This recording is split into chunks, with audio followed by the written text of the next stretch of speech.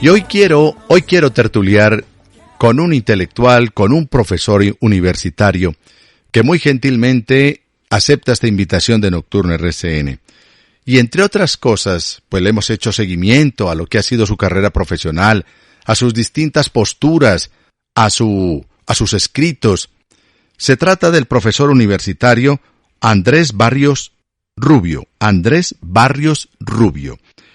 El doctor Andrés Barrios es periodista, es PhD en contenidos de comunicación en la era digital, es analista del acontecer nacional e internacional en lo que se conoce como el ecosistema digital. Es un hombre del periodismo de la era moderna, está muy enfocado a lo digital, por supuesto sin desconocer lo que tiene que ver con los grandes medios de manera tradicional. También es director del Departamento de Comunicación Social y Periodismo y de la Cinematografía de la Universidad Jorge Tadeo Lozano, de donde es precisamente docente. Doctor Andrés Barrios, buenas noches, bienvenido a Nocturna RCN. Julián, muy buenas noches para usted, para todos los oyentes de Nocturna RCN, un placer acompañarlos en esta noche. El gusto es nuestro, Andrés. Andrés, entre otras cosas, se me vuelve una excusa, pero también un buen motivo para comenzar esta conversación con usted, que nos atiende muy gentilmente. Un artículo que me llamó mucho la atención, un escrito suyo, que me llamó mucho la atención y nos llamó porque a mi compañero, el productor del programa, Diego Reyes, también.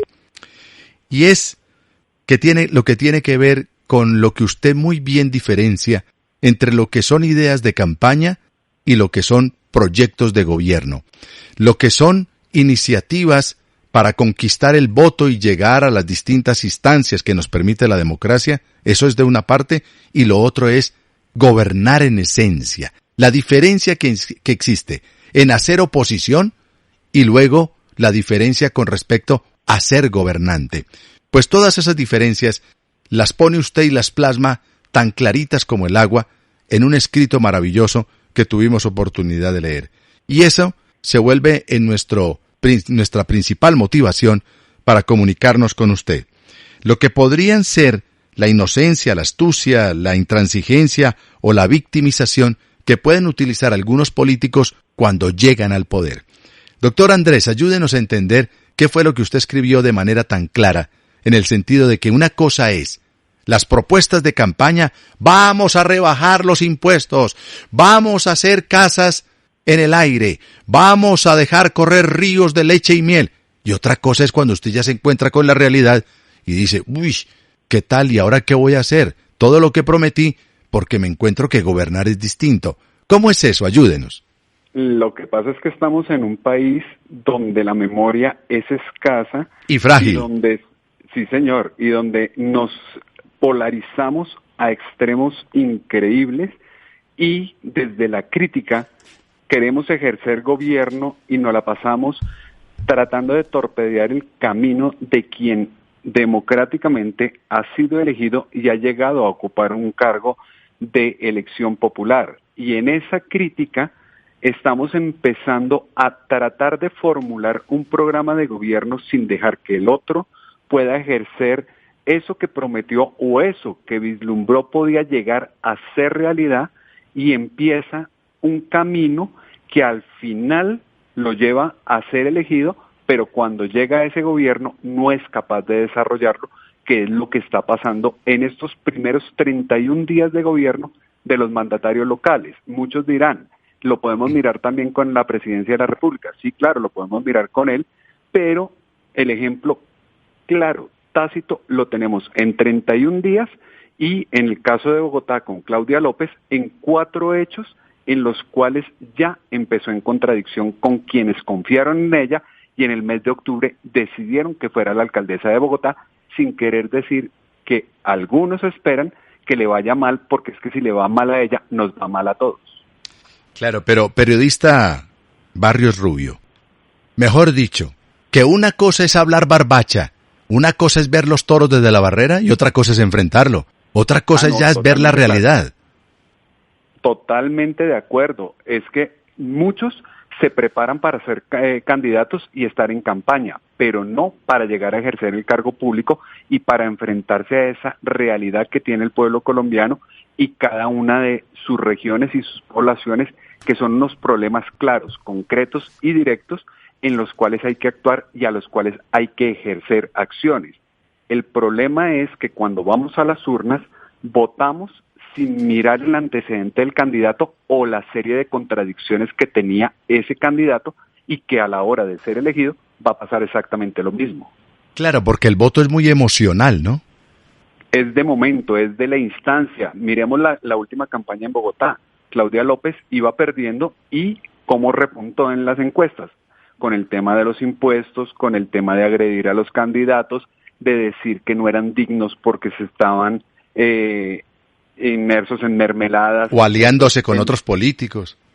Correcto, pero al final terminó ella cayendo exactamente en lo mismo con la conformación de su gabinete y de su grupo de acción en la alcaldía de Bogotá. Porque si uno va y mira cuánto habló de Gustavo Petro, todo lo que dijo de Lucho Garzón, y con quiénes está gobernando, con fracciones de las cuales ellos hacen parte y con las cuales ellos tenían incidencia. Y de Peñalosa. También porque hay continuidad en una serie de políticas que en el fondo uno también tiene que reconocer que hay hechos a los cuales hay que darles continuidad en un gobierno y que tampoco se trata de llegar con la varita mágica el primer día a decir todo lo que se estaba haciendo era malo y ahora venimos aquí a poner lo nuevo y lo que es verdaderamente necesario para la capital. No, y tengo entendido que aparte de las políticas de Peñalosa, ella fue impulsora en su determinado momento en la campaña, hizo parte del equipo que impulsaba la candidatura de Enrique Peñalosa. En el primer gobierno de Enrique Peñalosa, ella hizo parte de ese gobierno. Después dijo que Enrique Peñalosa se había ido a la derecha y se había salido de las ideas que ella había apoyado, pero en el fondo tenía algo conexo con esa política de Enrique Peñalosa, que es lo mismo que le ha pasado en otras instancias a Claudia López, que como senadora se contradijo miles de veces y eso le restaba credibilidad en muchas de las facciones que tenía. Uno puede cambiar de opinión, uno puede cambiar de idea. Lo que no puede cambiar es de principios, ¿no, Andrés? Sí, no, totalmente de acuerdo. Los principios son básicos y fundamentales, pero también hay que tener mucho cuidado en el cómo va cambiando de las ideas y cómo le va dando viraje a esas ideas, porque es que usted no puede cambiar de hoy a mañana y no reconocer lo que pasaba el día anterior. Bueno, pero antes, le pido ese favor, antes de ir a los ejemplos puntuales de lo que enriquece su artículo, ¿cómo lo tituló? Perdón, ¿me recuerda si es tan amable? Inexorable diferencia entre la crítica opositora y el gobernar. Entre lo que es criticar y la diferencia con gobernar, con lo que significa gobernar. Una cosa es criticar que todo lo ve malo, que el vaso lo ve vacío o medio vacío, y luego llegar a gobernar y tener que soportar la crítica de los demás, pues porque bueno, le dan de la misma medicina. Pero antes de entrar en esos casos puntuales, Andrés, yo quería como de manera general hacer un bosquejo de lo que significa eso tan profundo que usted nos ha traído a través de ese escrito que tuvimos oportunidad de leer. Y lo asemejo a lo siguiente. Ninguno de nosotros sabe ser padre. Cuando somos padres primíparos, o sea, por primera vez, pues cometemos una cantidad de errores. No sea bruto, ¿cómo se le ocurre? Eso va taladrando la mente del niño. No le diga eso, no le alce la voz, no lo mire así. Y uno dice, pero bueno, pues yo no sabía esto, yo no le quiero hacer daño, yo lo que quiero es que sea un gran ser humano y un gran ciudadano, pero usted me dice que estoy obrando mal, pero el niño tiene 6 meses, pero no sea bruto. No hemos entrado a una escuela para ser padres. Algo así, Andrés, ¿no cree que pasa con quienes llegan o aspiran a cargos importantes de manejo de nuestra democracia, o a gobernadores, o alcaldes, o a concejales, o a diputados, o a presidente, o a senadores de la República, o a representantes a la Cámara? Porque no sabemos, y muchos se quedan en la especulación, pero también lo que es más grave, en la improvisación. Lo que pasa es que en esa carrera para llegar a ocupar esos cargos públicos hay ese ensayo y error en los cargos de menor instancia o de menor trascendencia política, podemos decirlo. Pero es que en este caso estamos hablando del segundo cargo de importancia en este país, que es la alcaldía de Bogotá o de la presidencia de la República, donde uno aspiraría que ya haya un curso, porque también me van a decir que lo que ha pasado con el presidente Iván Duque, donde se dice que es muy novato, un Nobel político el que llegó a gobernar y por eso está pagando muchos errores de los que transitan esta presidencia de la República.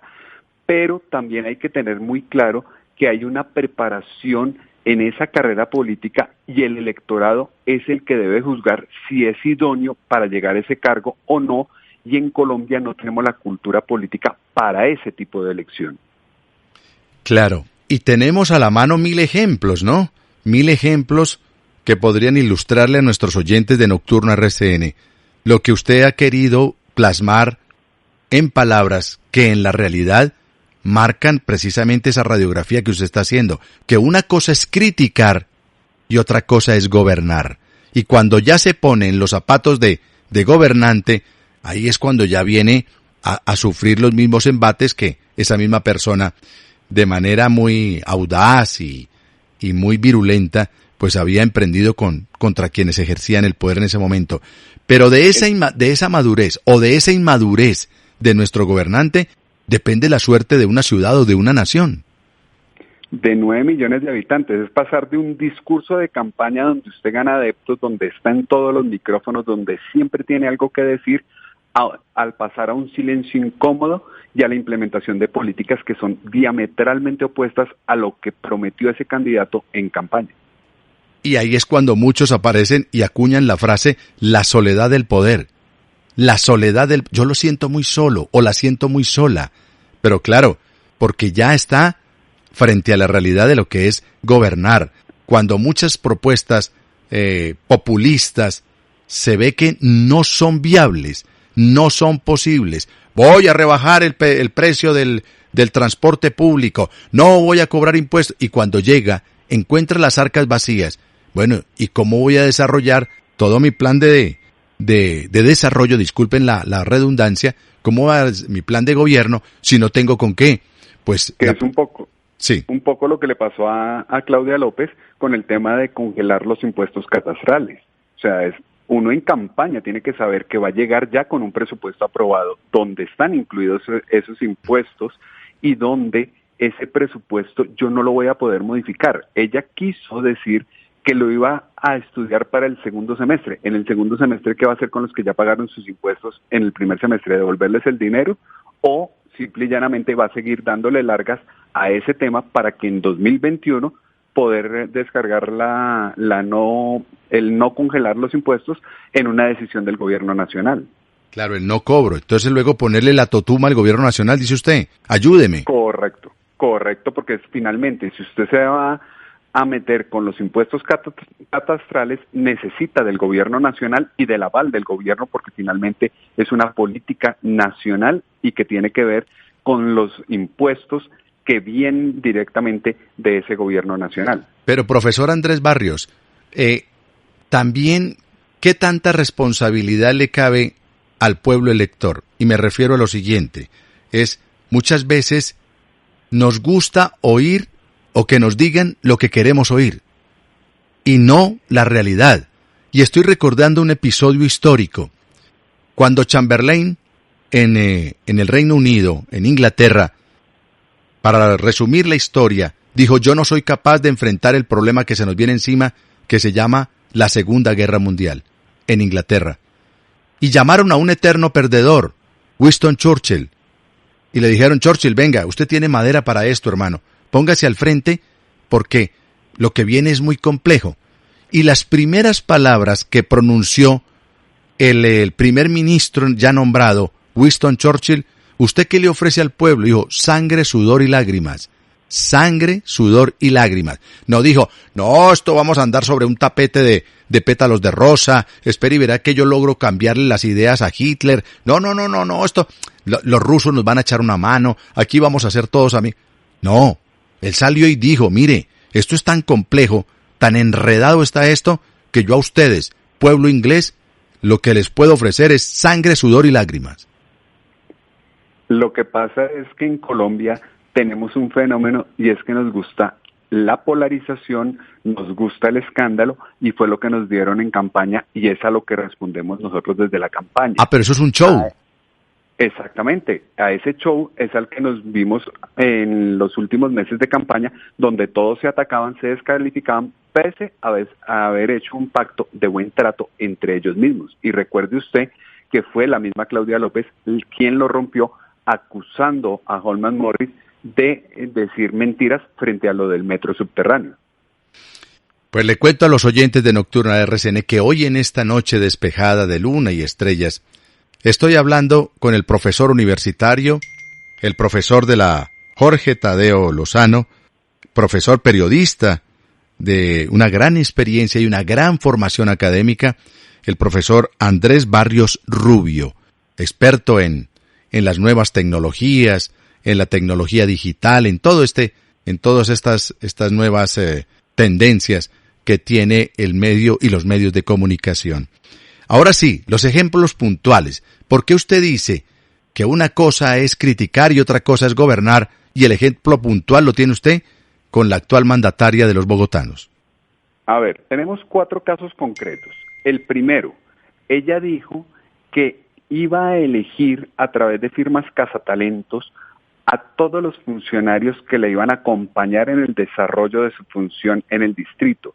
Y si usted observa, ella, antes de posesionarse en el mes de diciembre, ya tenía elegidos los principales cargos del distrito.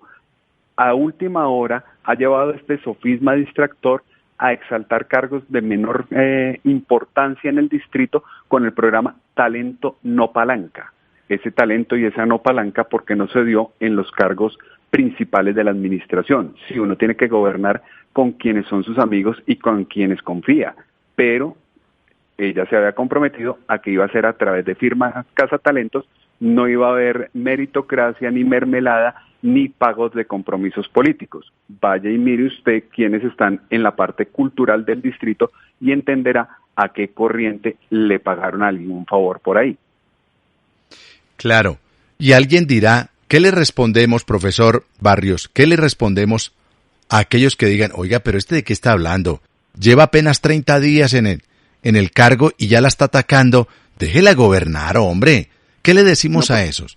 No, porque no es atacarla, sino simplemente decir, mire, van 4 donde se ha llegado a una contradicción. Incluso si usted lea la columna al final, yo digo que tenemos que dejar que llegue ese programa de gobierno que ella decía en campaña y que llegue a gobernar por el bien de todos y que salga adelante por el bien de todos, pero que pilas, van 4 en solo 31 días que nos dice, aquí va a haber incumplimientos, aquí va a haber una serie de confrontaciones con quienes tienen apetito político y nos va a dejar unas dudas frente a lo que se eligió y la confianza que tenía el electorado frente al nombre de Claudia López por ese talante que tenía ella en su crítica opositora. O sea, usted lo que me está diciendo es que vamos a estar enfrentados a bandazos. Un bandazo para acá, un bandazo para allá. Pues si uno mira la historia de Claudia López, eso es lo que nos ha dado como senadora, eso es lo que ha estado en su vida pública y ahora lo estamos viendo en 31 días en la alcaldía. Pero no solamente ella, hay otros que también dijeron, no, aquí vamos bueno, el tema de los protocolos, nos vamos a abrazar primero, luego nos damos la mano, y terminó sacando el SMAT cuando hay que enfrentar una masa desordenada y turbia, ¿no? No, y en eso estamos totalmente de acuerdo. Hubo una estupenda voluntad pedagógica de ella, muy de la corriente de Antanas Mocus, de vamos a trabajar esto con gestores de convivencia, con madres también involucradas en las marchas, pero el tema se le salió de las manos y ella conocía ya cómo se venía dando este tema, porque lo del 21 de noviembre se salió de madre en las protestas y siguió corriendo hasta el mes de diciembre. Es más, a ella en la primera protesta que se dio antes del 21E, también ya le estaban midiendo un poco cómo era su reacción y por eso lo que le pasó desde bien temprano ese 21 de enero. Y cuando la formación suya es populista, cuando la formación suya es especulativa, pues se caen en todos estos errores, ¿no? No, y que ella hacía parte de estas protestas, por lo menos tenía un cierto nexo de poder apoyar la causa social que se venía dando en las calles, y era muy difícil pasar de ese apoyo a la confrontación desde la autoridad y desde el imponer límites, que fue lo que no supo manejar Claudia en las dos protestas que ya ha tenido. Usted habla de las buenas intenciones, y efectivamente hay buenas intenciones, pero yo me aprendí una frase, periodista Andrés Barrios: intención sin acción termina siendo ilusión. Entonces, hay que aterrizar y tener muy claro lo que significa gobernar, que es a lo que apunta su artículo. Esa buena intención la tuvo ella hasta el momento donde se le salió el tema de las manos y le tocó recurrir al SMAT, y vinieron las críticas que le cayeron con toda por haber sacado el SMAT, pese a que no hubo esa confrontación tan fuerte como la que vimos a finales de 2019. Pero era claro que hay que poner autoridad en un punto de unas marchas que no entienden razones, ni objetivos, ni ninguna circunstancia, y están extralimitadas de protestar por el simple hecho de protestar, porque perdieron hasta los objetivos iniciales que habían conquistado ese 21 de noviembre. Eso no quiere decir que no se pueda hacer oposición, eso no quiere decir que no se pueda hacer una crítica de lo que está pasando, pero cuando usted aspira a ser gobernante, pues tenga cuidado, tenga ponderación, que eso se le puede devolver.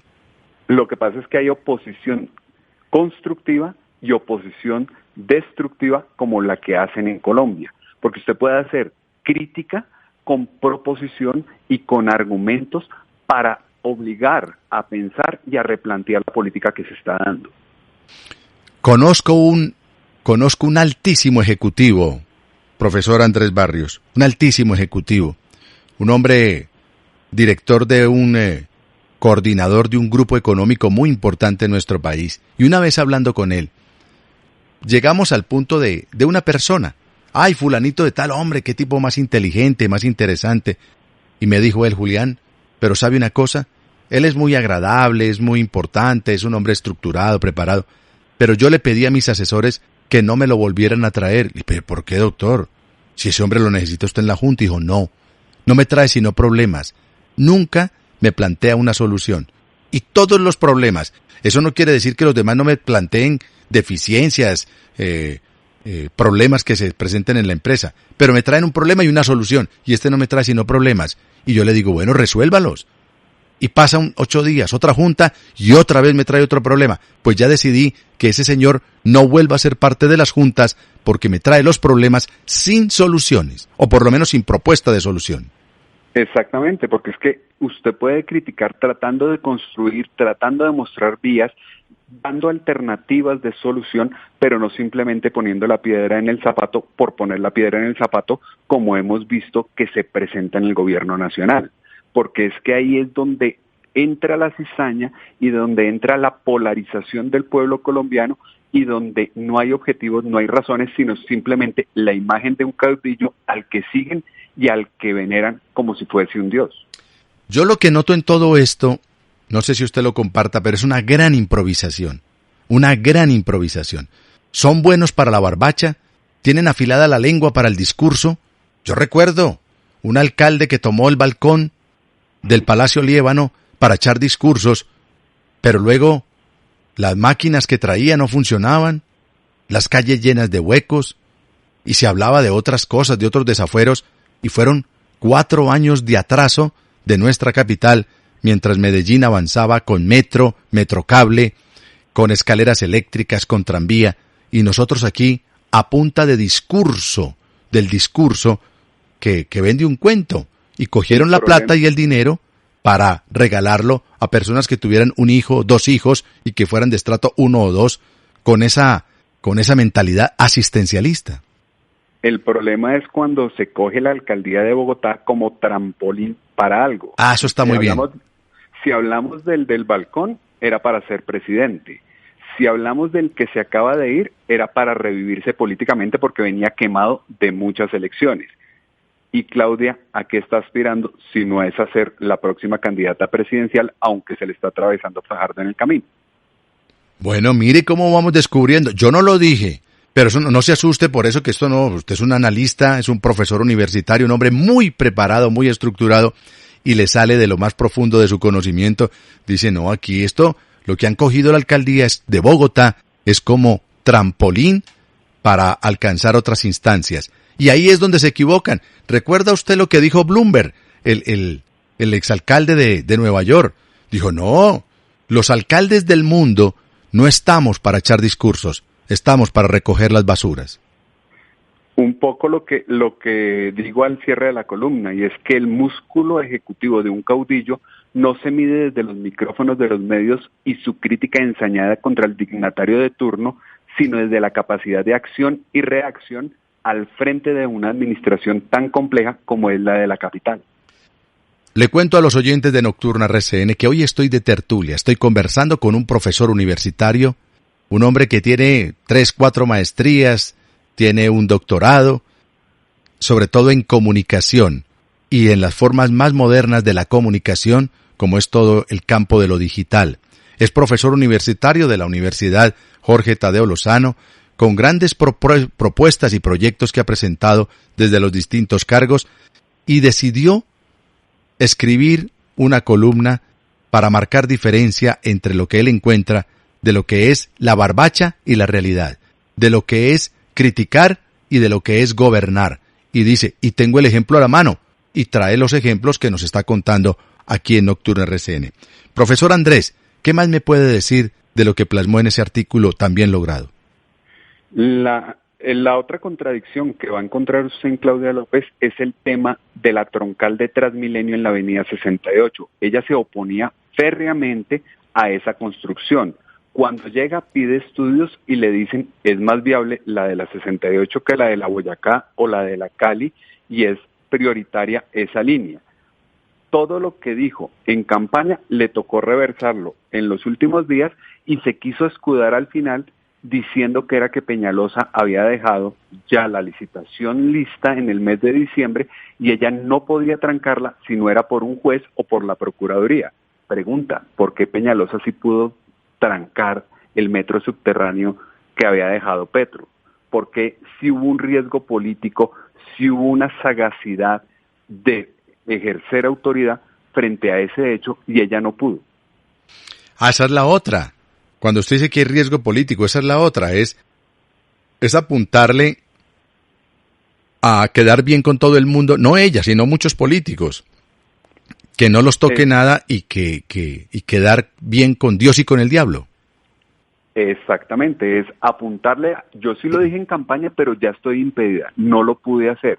Ella tuvo algunas serie de estrategias que pudo haber empleado para demorarla, para torpedear el proceso y haber logrado lo que se había propuesto en campaña, que era no abrir esa licitación. Después logró extender la línea del metro hasta las 100 y entonces ahí sí ya le convenía esa extensión de la troncal de Transmilenio por la avenida 68. Pero profesor Andrés, no todos los gobernantes son así o vienen de ese principio. Me refiero de ese principio especulativo o de ese principio populista.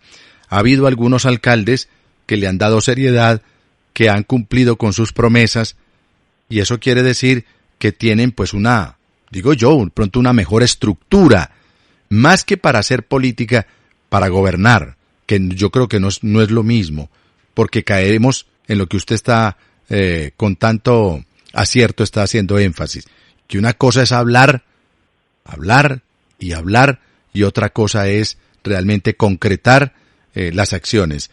Y alguien podría decir, bueno, pero si ella llega y encuentra todo eso amarrado, ¿qué puede hacer? Pues otro le podría responder, si usted es un político serio, tiene que averiguar cómo está la administración, a qué se compromete de manera real y a qué no, sabiendo... Si estaba amarrado y no lo sabía, quiere decir que no estructuró bien su plan de gobierno, ni sabía que se estaban midiendo. A eso iba. No conocía entonces a dónde iba a llegar. ¿Estaba llegando a la alcaldía de Pereira o qué? No, a la de Bogotá. No, ¿a dónde está llegando? Entonces, que sus asesores, su equipo, le dijera a ella y a otros alcaldes, mire, Medellín está así, Bogotá está así, Cali está así, el presupuesto está de esta manera, vigencias futuras están de esta manera. Yo creo que eso es lo más serio, ¿no, Andrés? Y creo que para nadie era un secreto la Bogotá que recibía y los antecedentes que tiene Bogotá de sus administraciones en los últimos 12 y 16 años. O sea, Bogotá viene de un caos permanente en las administraciones. Claro, de ahí el atraso de la capital. Exactamente, es que Bogotá desde hace muchos años no tiene una administración que responda por ella y que, como usted lo dice, se haya comprometido a hacer unas obras y a sacar adelante esas obras. O sea, estamos hablando de más o menos Jaime Castro en la alcaldía de Bogotá. Jaime Castro estructura la parte administrativa, la parte financiera, le da un vuelco a eso, moderniza mediante un estatuto financiero, moderniza las finanzas de Bogotá y a partir de ahí empiezan a producirse unos rendimientos económicos que le permiten a los demás pues hacer lo que han podido hacer. Exactamente, y lo que uno dice es, si eso pasa en Bogotá, que es la capital de los colombianos, imagínese lo que puede ocurrir en las regiones apartadas de nuestro país, donde los ojos de los medios no apuntan ni están en la permanente fiscalización de lo que allí ocurre. No, y una cosa, profesor, una cosa, el presupuesto de Bogotá es muy abultado, muy abultado. Es algo así como, es decir, cada año son como 25 billones de pesos o más. Cada año. Estamos hablando de unas cifras muy importantes que, si bien es cierto, no está el dinero para hacerlo todo, pero sí para hacer cosas importantes. No para salir a repartir leche, no para salir a repartir la plata, 150,000 pesos por niño que tenga una familia. Eso es populismo. Lo que pasa es que estamos hablando de un país dentro de un país. O sea, Bogotá es una ciudad del tamaño de algunos países y con el número de habitantes de muchos países en el mundo. Entonces, la importancia de la capital, del presupuesto de la capital y de lo que hay que hacer en una ciudad como Bogotá es de grandes proporciones. Claro, un gobernador saliente de Antioquia nos enseñó que Antioquia piensa en grande. Luis Pérez Gutiérrez dijo, Antioquia piensa en grande. Y usted va y mira la administración, túneles, puentes, placahuella para los campesinos sacar los productos, una universidad virtual y tantas otras cosas que se pueden hacer. Y estamos hablando del presupuesto de Antioquia, no del presupuesto de Bogotá, que es 3 o 4 veces lo que tenía este gobernador. O sea que las cosas sí se pueden hacer cuando usted tiene claridad mental para gobernar. Y caemos a un fenómeno que es tradicional y que ha salido a la luz en muchas circunstancias. Uno, la falta de sentido de pertenencia de quienes viven en Bogotá por la capital. Y dos, que es una ciudad que recibe a todos y que tiene una serie de problemas que se le han ido incrementando por la migración que ha venido llegando a la capital de la República, y es donde viene otro tema de importancia, que es la seguridad. Una propuesta de seguridad que tenía Claudia López, de tranquilidad del capitalino para poder llegar a su casa, y estamos viendo no hace mucho el caso del médico en la 121,9. Claro, lo iban a atracar. No, y el incremento de los hurtos en Transmilenio y tanta cosa que se dijo. Entonces, ahora, pero es que no lo puede todo, es que sí, pues entonces no salga a decirlo. No salga a decirlo, porque caemos en el cuento de la politiquería para cazar votos. Son cazadores de votos, pero en realidad no los ve uno con esa estructura de gobernantes que pudiera uno abrigar y albergar una ilusión para decir, este podría llegar a ser presidente o llegar a un cargo superior. No solo no lo prometa, lo que pasa es que ella tiene 5 metas en su plan de gobierno, que le ponen todos los puntos a ese plan de gobierno. Y la primera meta es vivir sin miedo. Segunda meta, con oportunidad de desempleo y educación, somos imparables. Tercera meta, tiempo para la familia y del desarrollo, no para el trancón. Cuarta meta, reverdecer a Bogotá para vivir y respirar. Y quinta meta, unidos somos el mejor hogar de los colombianos. Vivir sin miedo, están los problemas de seguridad. Oportunidades de empleo, sabemos las cifras que nos acaban de entregar en el DANE y cómo va la economía y lo complejo que está este tema. Educación, somos imparables con educación. Mire los problemas que hay en la educación pública, en la educación universitaria, el problema que tiene ella a través de lo que ha venido pasando en las instituciones que dependen del distrito, y de la misma educación en lo que tiene que ver con educación secundaria. La tercera meta, que tiempo para la familia, no hay para el trancón. Bogotá está inmersa en un trancón insostenible y vienen muchos más con las obras que se nos avecinan. El reverdecer a Bogotá lo está cumpliendo con lo de la reserva, como la viene protegiendo. Van der Hamen. La Van der Hamen, sí señor. No, pero la viene protegiendo, no, pero pare ahí, profesor Andrés. ¿Proteger es no hacer nada? No. Sino ella dice que tiene una política que va a empezar a desarrollar, o sea, como usted lo dice, está empezando el gobierno, démosle la gracia de la duda y dejemos que esto va a funcionar y que ella sí tiene unas políticas ambientales que me imagino empezará a anunciar este jueves con el Día del No Carro y empezará a darle un rumbo ecológico a la capital de la República. Que eso también termina siendo pues motivo de discusión. Tenemos 364 días y por un día de carro, entonces estamos mejorando las condiciones. Pero bueno, no le critiquemos todo y pensemos que eso vaya a servir para algo. Pero porque un día no sale en todos los carros, pero los próximos meses salen absolutamente todos y es como si no se hubiera hecho nada. Démosle la alternativa que en medio de las limitaciones que tiene, va a conseguir esos recursos para lo del CIP, lo del Transmicable, el Regiotram, y ahí va a empezar a arreglar el tema de movilidad, los cables aéreos y demás. Y que con su primera línea del metro va a impulsar el desarrollo de un nuevo sistema de transporte en Bogotá y que va a tener una política de mejoramiento y calidad de vida social ligada a esos planes de salud, educación y empleo que ella prometía, pero que usted en este momento, en 31 días, le quedan serias dudas frente a lo que va a poder hacer y lo que ha mostrado en esas líneas de gobierno que empieza a delinear en la alcaldía de Bogotá. Yo no hago sino interpretarlo a usted. Usted me dice que tan equivocado estoy, pero de acuerdo a su artículo bien fundamentado que escribió recientemente, pues ya dije una de las conclusiones de su artículo, y es que una cosa es hablar barbacha y otra cosa es gobernar. Una cosa es hacer populismo a través de los medios de comunicación y otra cosa es sentarse en el escritorio y empezar a definir políticas para encontrar calidad de vida para los ciudadanos, que es el fin último de un gobernante. Y otra interpretación, usted lo que me quiere decir es que, como es el desayuno, ¿se sabe más o menos cómo va a ser el almuerzo? Totalmente de acuerdo. También por aquí lo decía que, como dice el refrán popular, desde los primeros días de gobierno sabe usted cómo van a ser los 3 años de mandato. Van 31 días y ahí están los puntos. Yo conocí a un hombre sabio que en un tema puntual me decía, usted lo que es de niño difícilmente va a cambiar de adulto, va a perfeccionar técnicas, va a mejorar algunas actitudes, pero lo que usted es de niño y de joven lo será toda la vida. Eso es lo que usted me dice con respecto a un administrador público.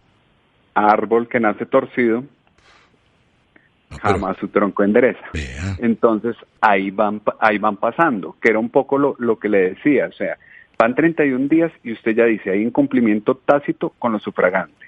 Hay confrontación ideológica directa con políticos que no logran satisfacer su apetito burocrático tras haber respaldado el nombre de Claudia López en la alcaldía de Bogotá. ¿Para dónde vamos?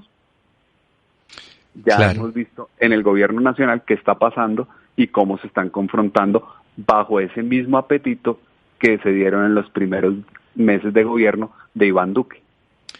Es el periodista, el PhD en comunicación y en nuevas tecnologías en los medios de comunicación, el profesor de la Universidad Jorge Tadeo Lozano, Andrés Barrios Rubio, que me acompaña hoy en esta tertulia abrebocas del programa Nocturna de RCN. Profesor Andrés, un abrazo. Gracias por atendernos, por acompañarnos y enhorabuena. Felicitaciones por esos razonamientos, por poner en la palestra pública lo que es su opinión, lo que es su pensamiento de lo que está comenzando en estos inicios de gobierno con estos nuevos mandatarios. Julián, muchísimas gracias a ustedes por la invitación, a todos los oyentes de Nocturna RCN. Un placer haberlos acompañado en esta noche y siempre estaré dispuesto para acompañarlos en el momento que ustedes lo consideren pertinente. Y usted que es de las nuevas redes, usted que es de las nuevas tecnologías, mire lo que hace la radio tradicional, sobre todo en la noche, Andrés. La noche, más que para hacer una radio informativa, es para hacer una radio reflexiva. Un abrazo, profesor.